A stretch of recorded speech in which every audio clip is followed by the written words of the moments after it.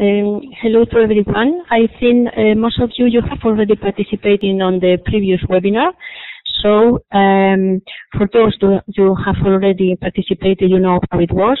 For the others, you know that you could ask any question at any moment, and we are going to try to answer as we can. So let me introduce this session saying that we thought that the European Road Safety Charter is very, very great initiative, and we think there is a lot of possibilities to use the charter mainly on the field of the training and education.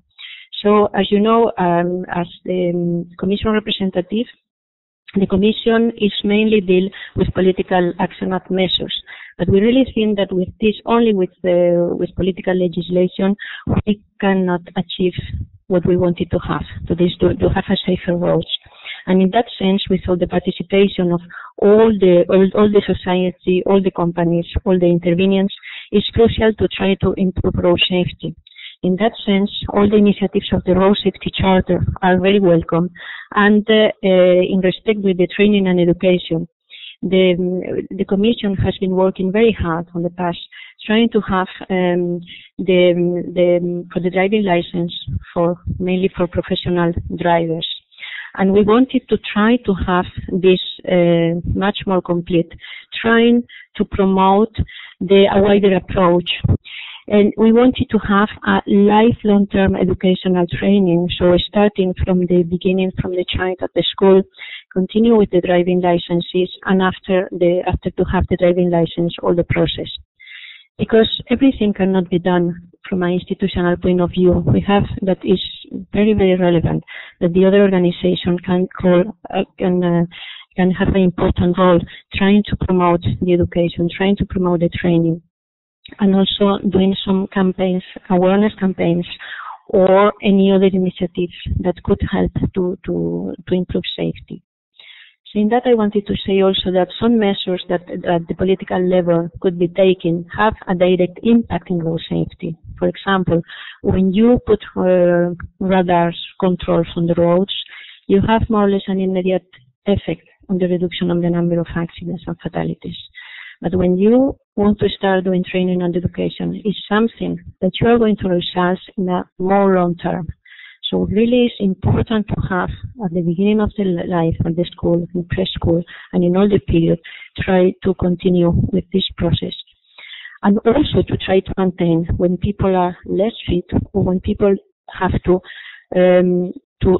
renew the capacities due mainly to the new technologies, and also because the infrastructure are changing, the vehicles are changing, and it's necessary to continue to be able to drive in different circumstances. So after my introduction, I pass the floor to the other participants that could explain what are doing practically on the field of training and education. Thank you, Maria Teresa. Before I introduce our speakers now, just to let you know that most of the people that are following us today are driving instructors and all the related professionals dealing with road safety. Today we will have three interventions with very different speakers. We will start with Mr. Juha Kulmala from the Finnish Transport Safety Agency, which is a public body regulating all transport safety matters. He's been an expert on training, especially on the areas of beginners, but also motorcyclists. His presentation will mention and detail more about how to optimize driver trainings for road users. So, Juha, the floor is yours.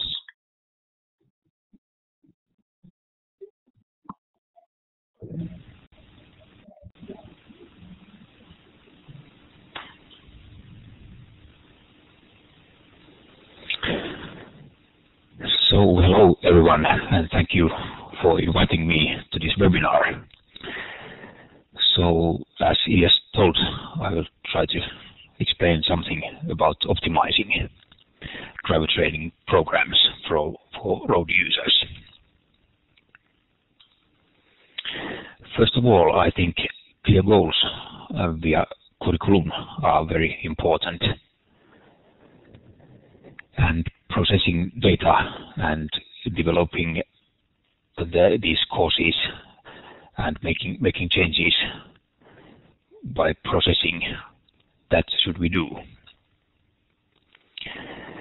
And feedback is very important from instructor and action itself when you have practiced something and have trainings,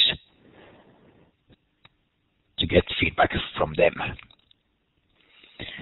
And self-assessment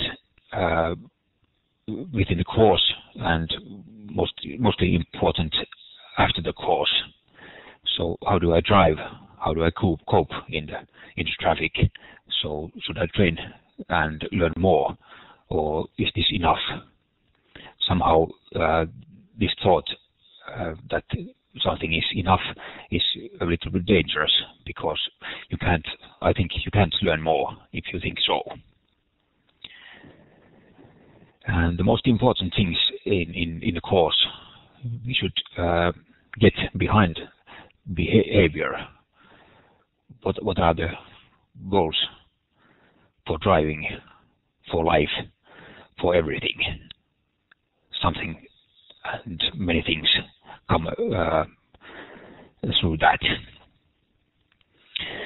And it's very independent work. So an instructor can make a course, but everyone that takes part in the course makes the real change. And always we are in a social environment, so there are a lot of others, and we have to do things with them and take them to account.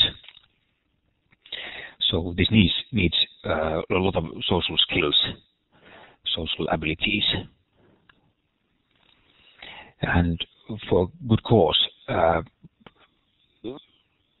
we have to think that also take some simple things. People may think that they are simple, but first start with them, and then go to more complex things.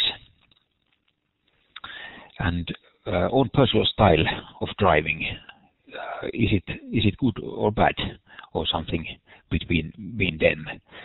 Should we develop something in your personal style?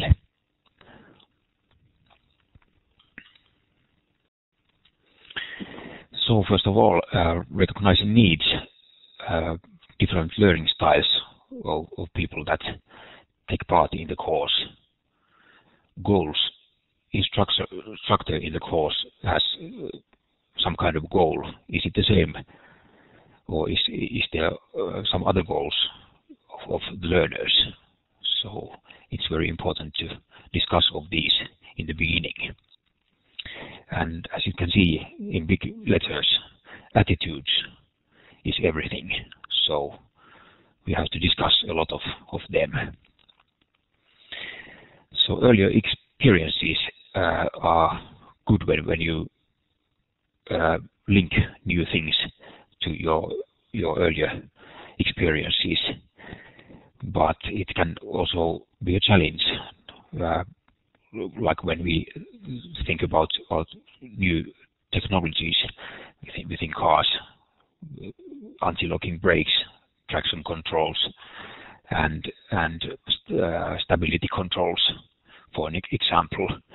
So we have a way of doing, and then we have to change it. It's not so easy, especially here when we think of things here in Finland in winter time.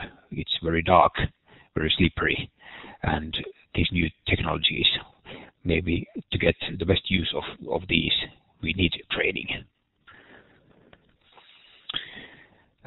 Good ways of working are group discussions, always making questions, comments, and learning from each other. And we need to do some follow-ups. So was there a change after a course? Should we change the course, or are there good things that we can remain and then get to the right position.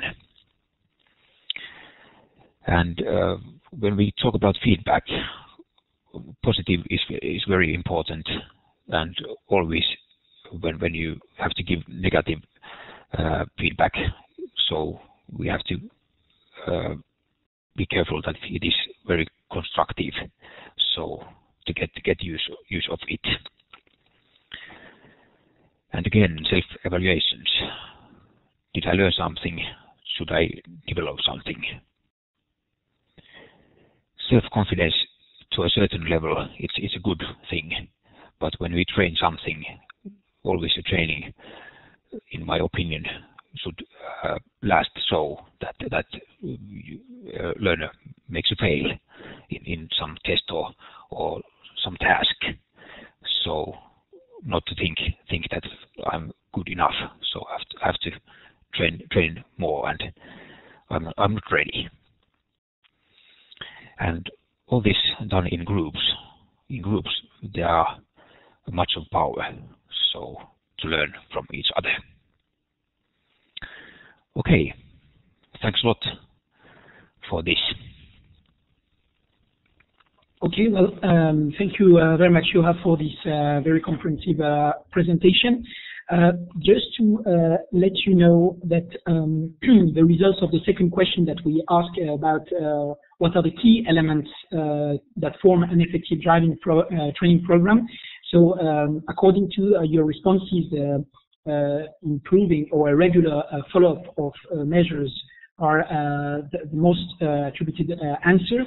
It is quite an obvious answer, as the absence of illness doesn't mean that someone is able to drive or is fit to drive. This is also very important for us in order to focus notably towards decision makers on how to improve driving trainings. Also, there is a quite number of countries that have included medical checks in order to revise a bit the knowledge, but also medical physical checks for the people. So now I'm passing the floor to Tracy Scar from Arval, the Arval Group in the United Kingdom. She's a corporate social responsibility and fleet manager in her company.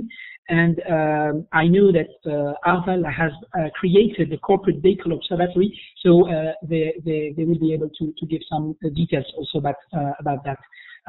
So Stacey, the floor is yours.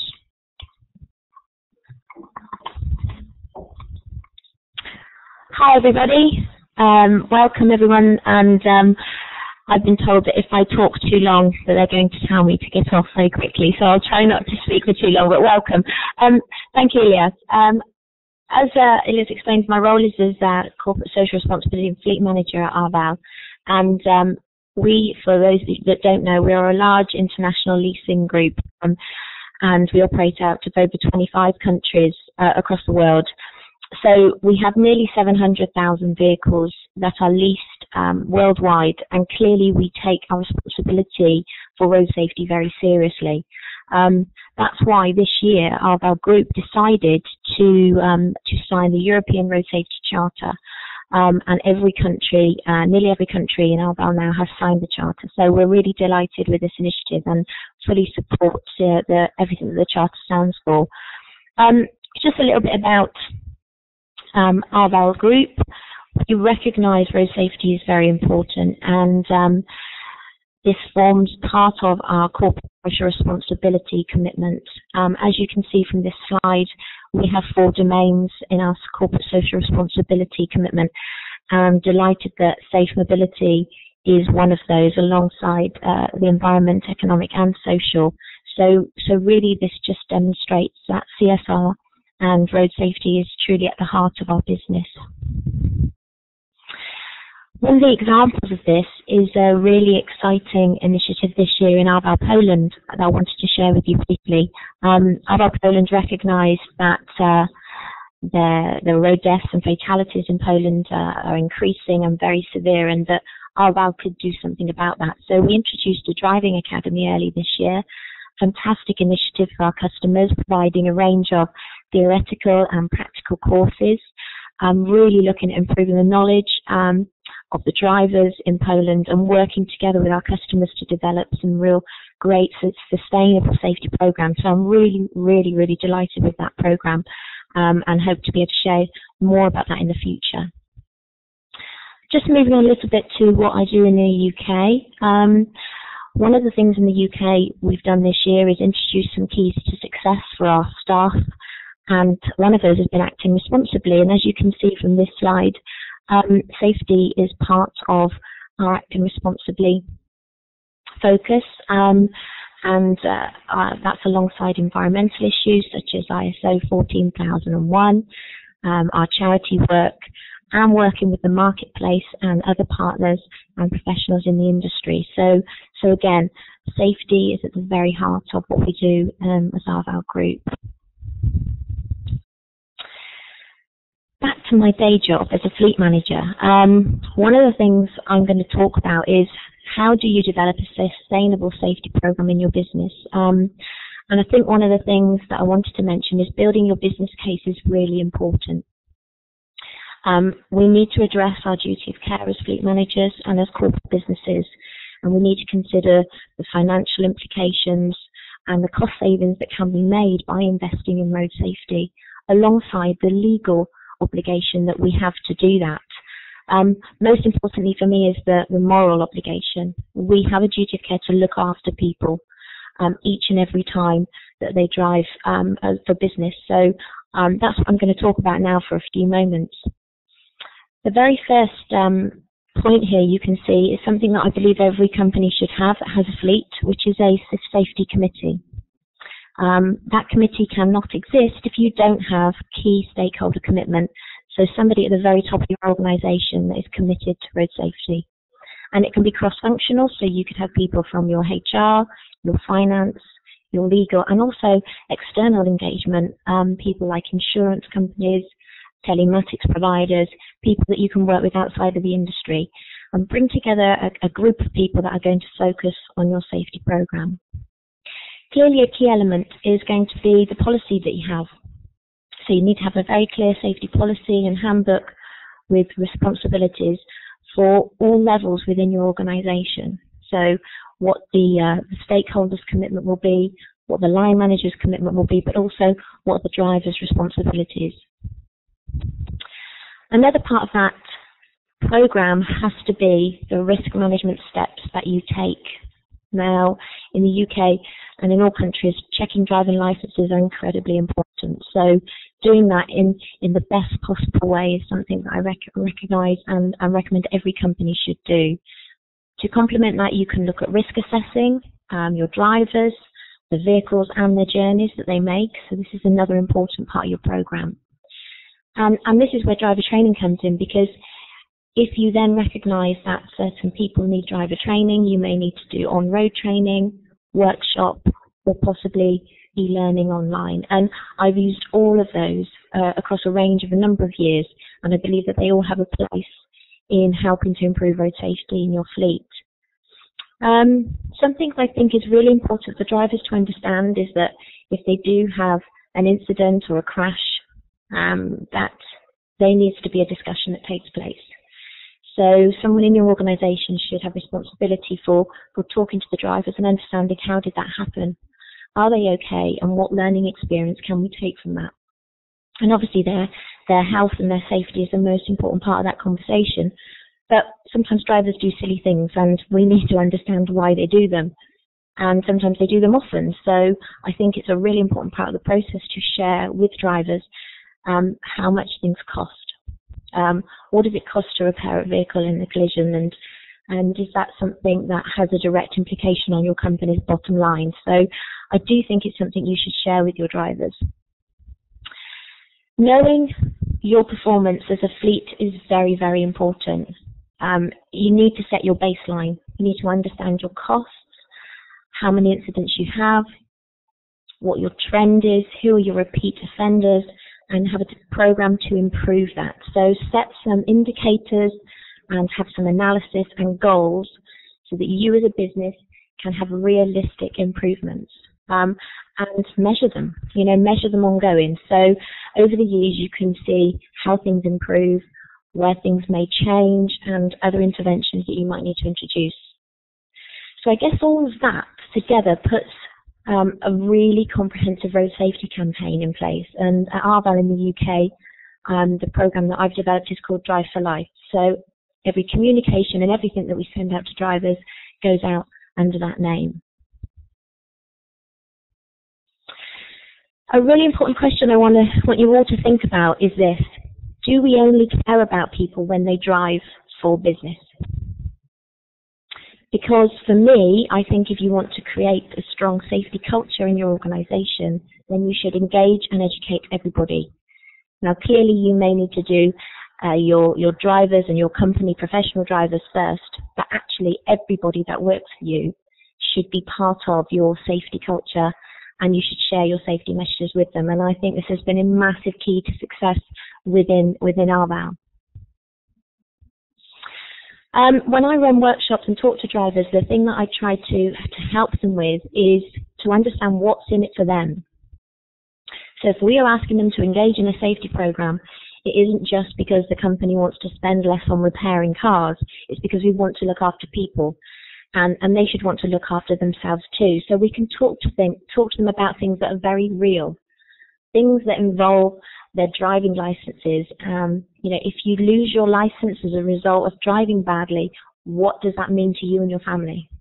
And those are real questions. You can talk about those in a workshop environment. How much does it cost these days to repair a vehicle, to gain insurance? It's a lot of money, and it's tough times. So right now, people are looking to save money. Driving economically saves money on fuel. So there's a very good reason to talk about the financial impact to them. And then there's some more of the very heartfelt, serious things like surviving or not surviving a crash. What does that mean to somebody and to somebody's family? And even worse, if you are one that causes a serious crash and you face jail or imprisonment, again, what does that mean to you, your family, and the rest of your life? So I think if you engage drivers in those conversations, they realize it's not just about driving for work, it is a life skill for them, for their families, and for their loved ones. This is an example of just one of the things that we've done in the UK, taken a subject, a very simple one like seatbelts, and promoting it. We know seatbelts save lives, but still people don't wear them across the world. So if we did small campaigns frequent and often, showing some videos, explaining, having conversations, we can try to change culture and to improve driver behaviour. It takes 2 seconds to put a seatbelt on, and it can save many, many lives. So this is just one example of something that I would promote with our drivers and with our employees. Another one is one that's really close to my heart, which is phones. Everybody, everywhere these days has a phone. We believe we can't survive without them, and that extends to when we're on the road. And I firmly believe we can. So the questions that I ask people is, is it really worth the risk? Can we survive without making a phone call when we drive? And we ask people not to use their phones whilst they drive. Even if their company has a program that says they can, I'm still asking them not to, because I want to present the consequences and the risks that they face if they do that. So these are very real, open and honest conversations you need to have with people to promote safety, because our children and everybody who's growing up around us realise that phone is part of society now and we can't cope without it, and we can whilst we drive. So this is a subject I'd really like people to face with their staff. One of the ways we do that in the UK, I try lots of different initiatives, but this is just one example of my newsletter this month. In the UK right now, it is National Road Safety Week, part of the road safety charity Break, who I'm huge ambassadors of. So for me, I'm promoting road safety heavily with our staff this week, and this is just one example via a newsletter that has been made available to all of our employees, not just those who drive on business. And then there are some other initiatives, and some of them are quite far out there, and hopefully you can do something in your country. But A number of years ago, I worked with the emergency services and we did a crash reenactment. So the little picture in the left-hand corner of a gruesome body on the bonnet of a car is not real, so don't be alarmed. It was a very encourageable college student who wanted to dress up like this. But we filmed a car crash, not real, of course. We worked with the emergency services and we told the story about somebody using their phone, the rear passenger not wearing a seatbelt, a cyclist not wearing a helmet, and we talked about the consequences of all of those things, and we made it into a film, and we now share that with schools all over the country. So that is something that you could do with your organisation and work locally with emergency services. A very powerful thing to do. Other things that we've done include installing a tyre compressor to promote tyre safety. Tyre pressures, if they are incorrectly inflated on your vehicle, you will not be as safe as you can be on the road. So raising awareness of tyres is very important, and we worked with Michelin on that. And then the bottom left-hand corner is a picture of some students who won a competition with us in a road safety quiz and became a firefighter for a day. So again, it's a way of involving the community and working with your emergency services. And lastly, Drive IQ is just a great young driver e-learning software in the UK. I would encourage anybody with youngsters in your family who are learning to drive to take a look. It's life-saving and it makes them better younger drivers. So these are all things that we share with our staff to encourage them to think about safety.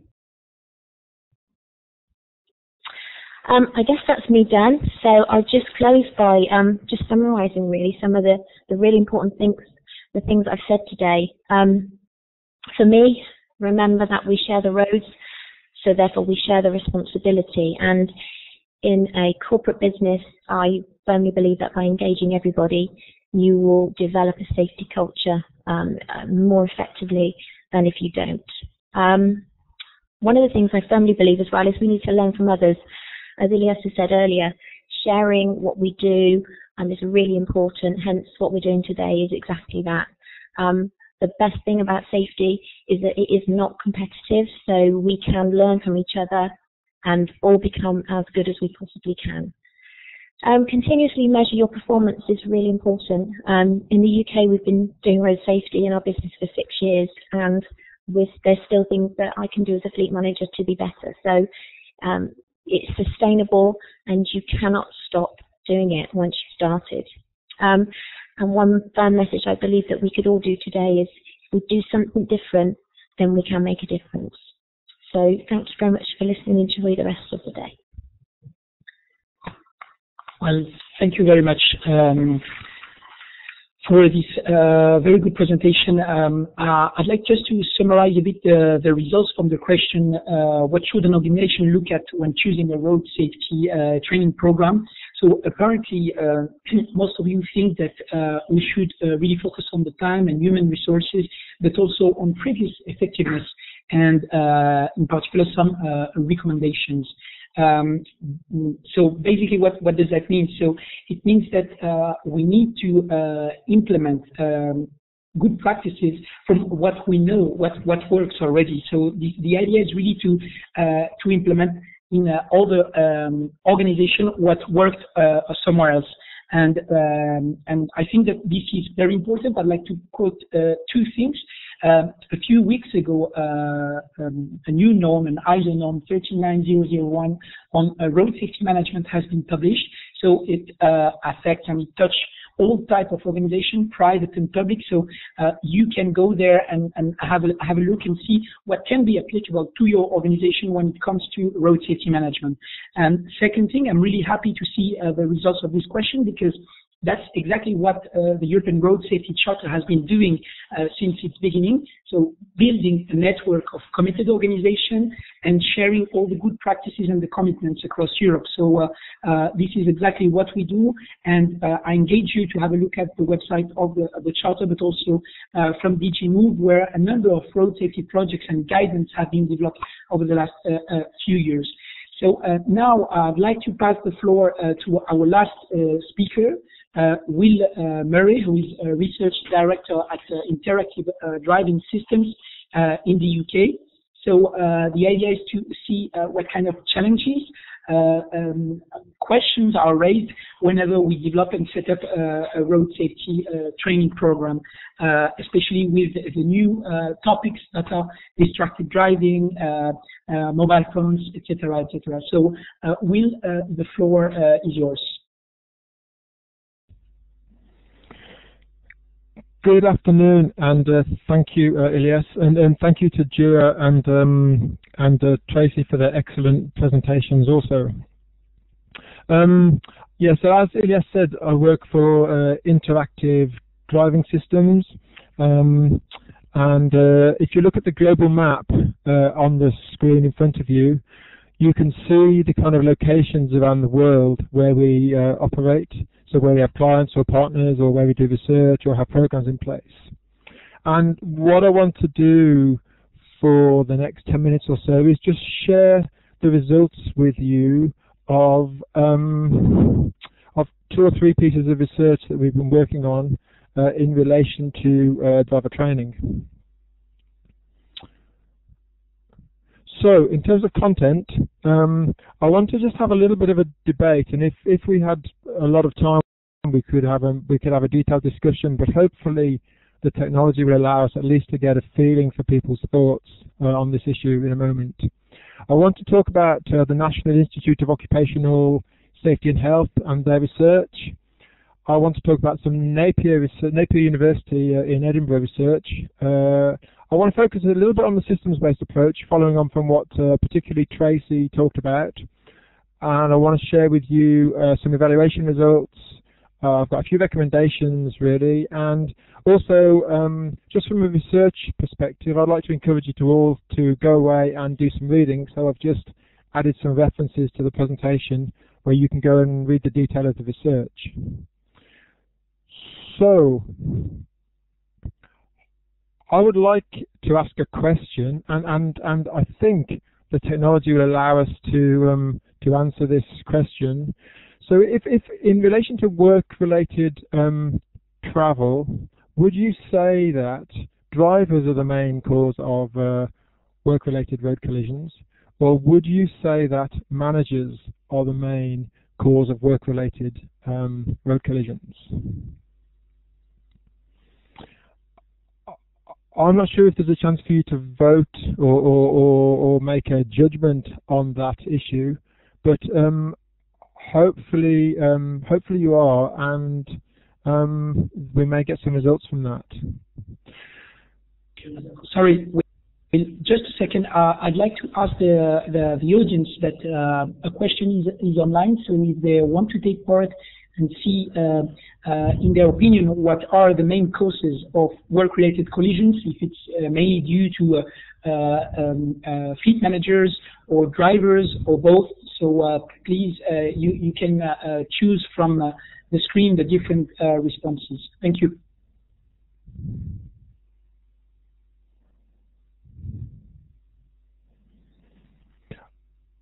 Okay, and sorry, Elias, will it show the results?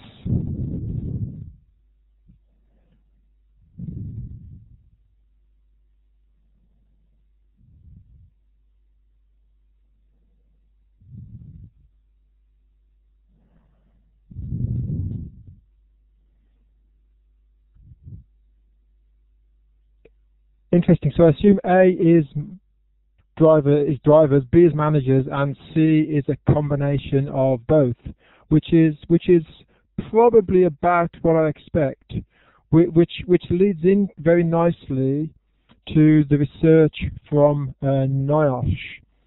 So let me just move to the next slide. So NIOSH is a US government agency called the National Institute of Occupational Safety and Health. And the full reference to the research is at the end of the presentation.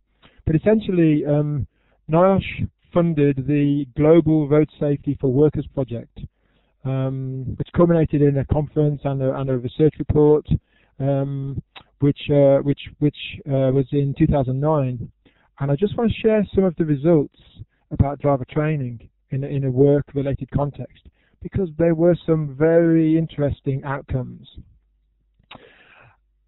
In the beginning, or at the beginning, I have to say, and maybe this won't be popular with an audience that includes some driver trainers, there's a big debate between researchers and the behind-the-wheel driver training sector about whether driver training is any good or not.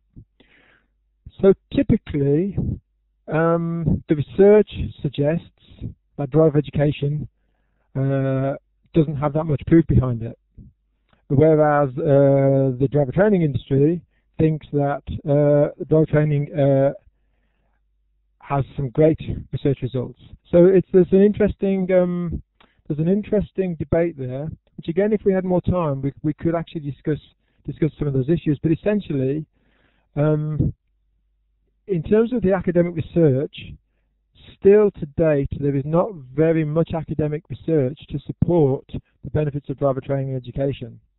Now, I'm not saying don't do driver training education, but I am saying that to date, the academic research isn't very conclusive. What the research does say is that behind-the-wheel training should focus on particular risks focused by organisations rather than just taking a broad brush approach. So instead of just having a standard driver training program, you need to understand what the risks are initially through claims analysis or observation or telemetry or through license check results or fines data, etc., and use that to target the training most appropriately at what the risks are.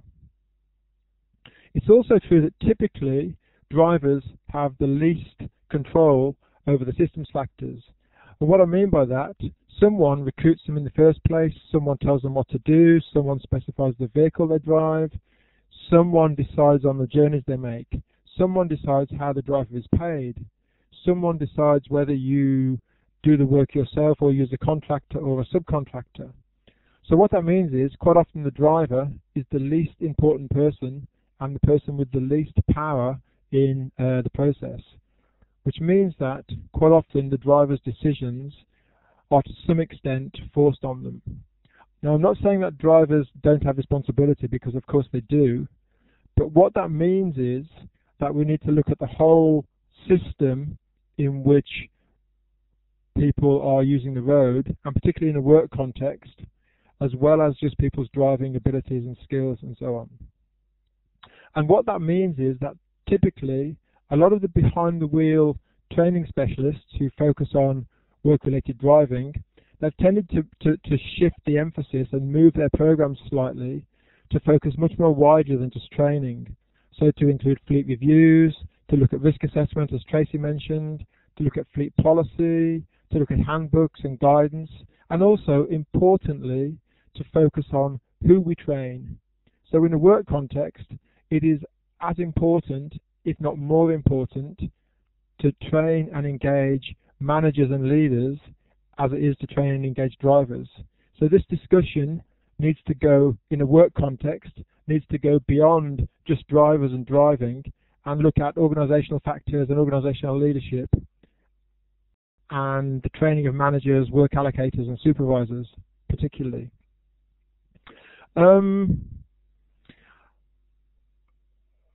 That is reflected in many ways in the latest developments in terms of the GDE matrix, or the goals for driver education matrix.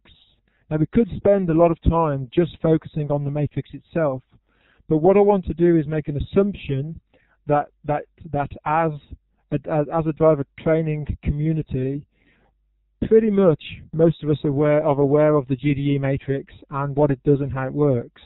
And essentially, it has a set of levels and dimensions which focus from basic skills from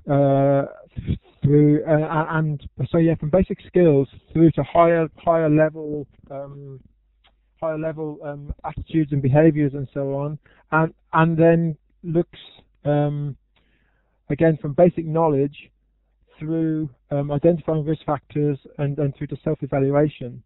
The reason for showing it here in relation to work-related driver training and driver safety is that in the last year or so, a new 5th level has been added to the GDE matrix, which focuses on company or organisational awareness, which really emphasises what I've just been suggesting, that this is much more than just about training drivers.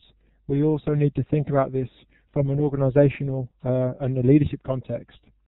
And just to finish off around the findings from the NIOSH research, I'd really like to draw your attention to a document that was produced by Ilyas's organisation.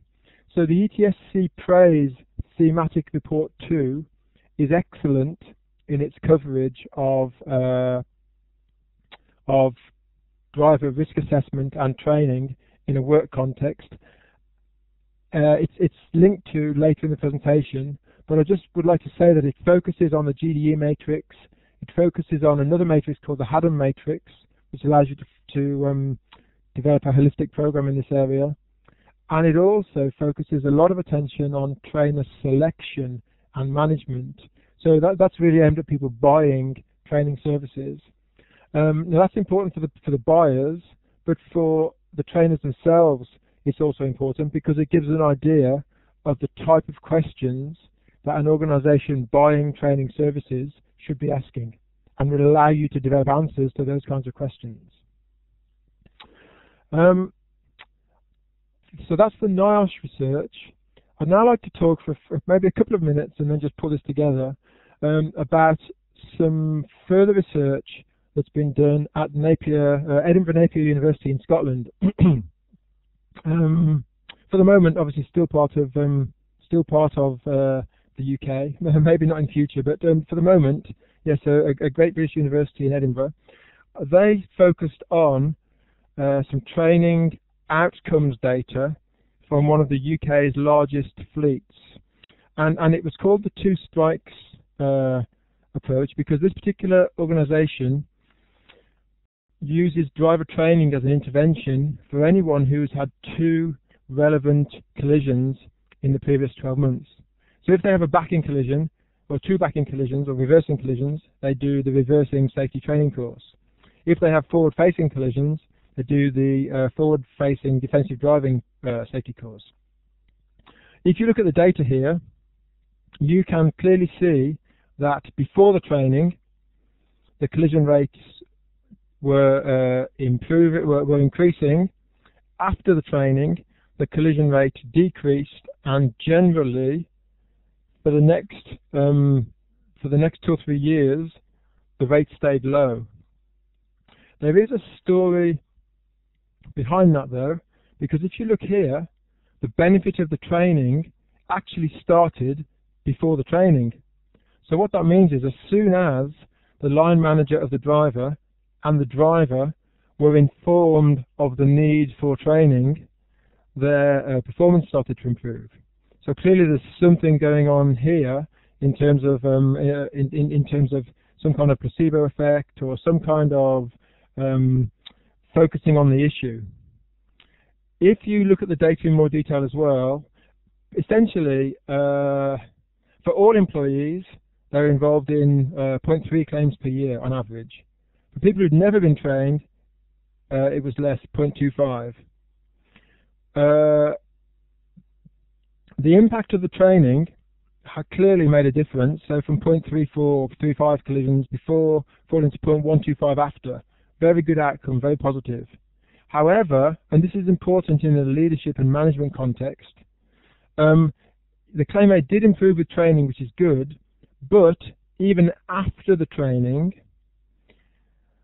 the people who were trained were still 5 times more likely to be involved in collisions than the people who never needed training in the first place. So the summary is, yes, training is important. Yes, training has helped these high-risk drivers or at-risk drivers, but at the same time, the people who don't need to be trained in the first place are much less risky than the people who do, which leads into the importance of driver recruitment, driver assessment, driver engagement, driver orientation, etc. So that's the Napier studies. Just for the last minute or so of the presentation, all of the research now is leading us towards taking a systems-based approach to road safety, and particularly in a work-related road safety context. And I'm particularly thinking about management of our own fleet and own drivers, management of contractors, management of subcontractors, and as Tracy alluded to in the previous presentation, looking at the organisational culture, which she has been a real expert at, focusing on management and leadership, focusing on drivers, making sure that the vehicles are the right ones for the job, focusing on the journeys we need to make, and clearly the best thing we can do for road safety is to not travel or use the train or get the bus rather than drive. So we can do a lot in terms of journeys, and even by having this WebEx rather than traveling, clearly from a road safety point of view, that's good because we're not exposed to the risks. And again, in terms of community, Tracy from Arval has been a real expert and leader in showing the benefits of engaging in community road safety. I've already mentioned the ETSC praise report, so I'll move on. Does this work? This is some data from one of the UK's best and well-risk managed fleets. You can see here the data for 2001, 59 claims per 1,000 vehicles, down to 2011, 2010-11, 30. Now for 2011-12, it's down to 27. Significant cost savings per annum. So in other words, having an effective risk management program can make a significant difference to an organisation. Now, BT is a massive organisation, but there are other case studies of smaller organisations with similar performance levels in terms of improvements. So definitely focusing on work-related road safety in a holistic way can have significant benefits for road safety and for the business in general. So some recommendations. Driver improvement should just be one element of a wider program. Management, leadership, engagement, systems-based approach is important, as is research, data and evaluation. I would encourage you to look at the Fleet Safety Benchmarking Project. It's freely available and is very good. And finally, as promised, here are some references to have a look at. And hopefully when the papers from the discussion are circulated, you can, if anything from the presentation has been of interest, you can find the detail in these papers. And finally, as a last word, if you do nothing else as a result of this session today, I would encourage you to find and read the ETSC Praise Thematic Report 2, which is excellent in this space. And it is probably, that would be a good time to say thank you for listening and for me to stop. All right, thank you very much. We'll just to, well, thank you very much for this excellent presentation. Just to complete your answer about PRAISE, the PRAISE project is a European Commission funded project developed over the last 3 years. One thematic report is called From Risk Assessment to Training and is exactly on our theme today. Talking about this project, we have 9 other thematic reports touching vehicle safety, managing speed, training, distraction, etc., and each of these thematic reports is illustrated with good practices in companies. So it's not only investigations, it's also good practices in companies, and you can download all the different reports on our website, etsc.eu. We have now just a few moments for question and answers with our different speakers. We will start with Will. So just a second to check the questions. Hi, Will. The first question was directed towards you, and it was, are there any published results of trials based on the GDE matrix?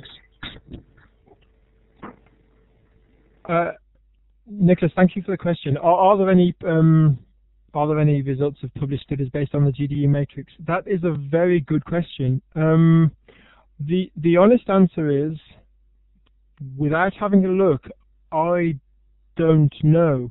But what I could do is have a look for you and find out, and maybe we could circulate the results to participants. So that's not the best immediate answer, but in the short term, that's probably the best that I can offer.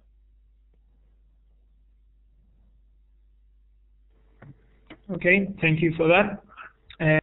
And the next question is for Tracy. and it was related to her presentation. Is there a system which can objectively assess a driver's risk, and can it be used for novice drivers as well? Hi, yeah, that's a great question. There are many road safety risk companies all over the world, actually, one of which is Wales Interactive Driving Systems.